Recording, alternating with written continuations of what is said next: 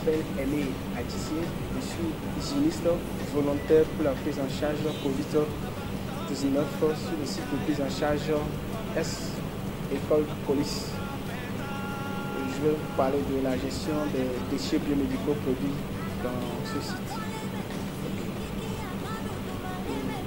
Allant dans le sens de la gestion des déchets biomédicaux, le tri de ces déchets doit être respecté à la source.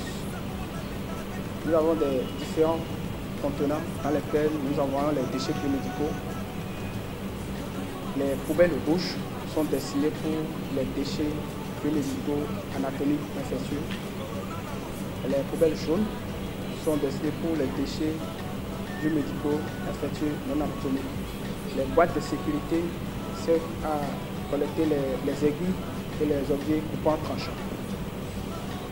Le transport de ces déchets se fait par les hygiénistes et l'élimination finale, ça se fait au niveau des appareils incinérateurs destinés à cet effet. Après ça, pour se mettre dans ce mouvement pour la gestion des déchets biomédicaux, on porte l'imperméable, c'est-à-dire la combinaison. Nous avons les bottes que celui qui doit manipuler ces déchets doit porter. Les gants de ménage, c'est les gants en plastique. Les gants de ménage, ça peut être de différentes couleurs, couleur rouge, jaune, bleu, vert. Le sujet aussi porte le masque, les lunettes. Voilà. Avant que le transport de ces déchets ne soit effectif, on passe à la décontamination de ces déchets avant leur élimination finale. Et on utilise la solution de décontamination à 0,5% pour la décontamination des déchets avant leur élimination. Après l'élimination de ces déchets, on procède à la désinfection de la salle. C'est-à-dire que le sujet qui a été pris en charge, on décontamine la salle à une solution colorée à 0,5%. Après ça, on passe à la décontamination générale des espaces, des couloirs, jusqu'au lieu d'entreposage et vers les incinérateurs. Après ça, nous allons passer à la préparation de décontamination.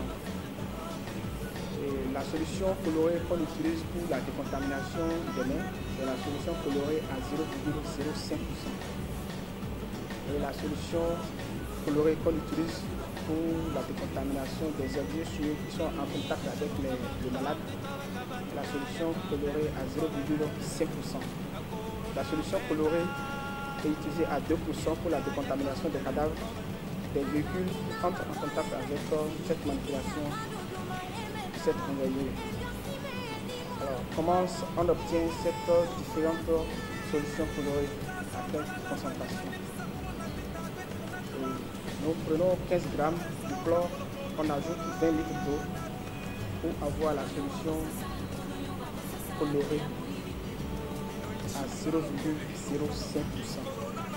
Maintenant, la concentration 0,5%, on prend 150 grammes, on ajoute 20 litres d'eau pour avoir la solution colorée à 0,05%. C'est avec ça qu'on décontamine les objets qui sont en contact avec le malade, les lits, ça occupe le malade, c'est draps.